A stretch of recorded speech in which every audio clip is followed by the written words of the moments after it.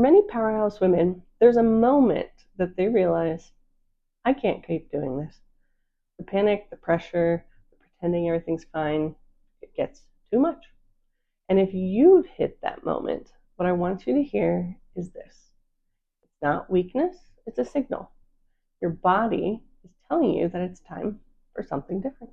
I'm Allie, a trauma therapist who works with driven women whose lives look powerful and oftentimes are powerful on the outside, but at some point they reach a moment where their superpowers of digging deep aren't working on whatever stress they're facing. This leads to panic attacks, anxiety, holding it all together at work while quietly, or sometimes not quietly, falling apart.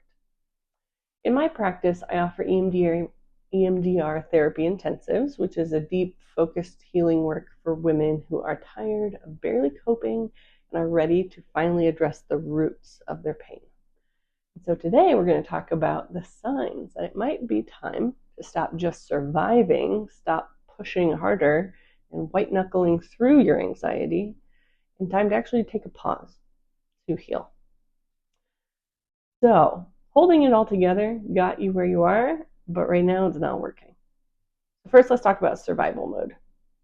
From the outside, survival mode can look like strength. After all, your ability to push through, keep going, go back for more, dig deep, that's what helped you be so high achieving to begin with, right? Like, you always had to depend on yourself, and that's awesome. You made it. Except now it's not working. Inside, it feels like you're living on borrowed time. And you feel the heaviness, the dread, which is not weakness. It's your nervous system saying, we're exhausted. When is it going to be enough? One of the clearest signs that it's time to do the deep work is when the tools that you've been using in the past, your deep breathing, exercise, meditation, positive self-talk, distraction, when those stop working. And another sign is when the old pain that you experience keeps hijacking the present. So let's say you're being gaslit by a coworker and suddenly you feel like you're right back in middle school with the mean girls. Or conflict with your partner leaves you feeling like a powerless kid. And the biggest sign is when no matter what you try, your body doesn't feel safe. Panic doesn't listen to logic, and that's not something you can think your way out of. It's not something you can meditate your way out of.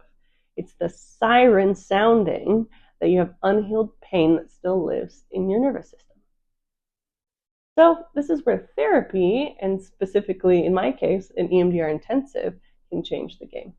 So instead of piecemeal open and closing your therapy sessions, you get the time to focus and actually stay with the roots of that pain, of the panic, of the anxiety long enough to heal them and be freed.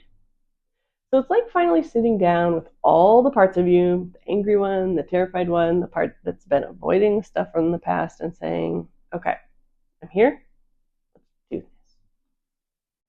And in that container, something shifts. The panic softens, you're allowed to be more present, and for the first time, you don't feel like you're just surviving. You feel like you're actually living. So if you're hearing yourself in this, it's a good sign that it's time to stop barely coping and start doing some deep healing work.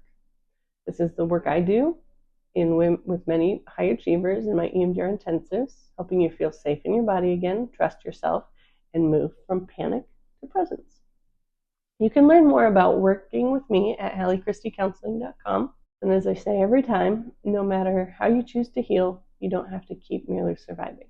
Healing is possible, and you get to decide when it's your time to do that work. Thanks for watching, and I'll see you again soon.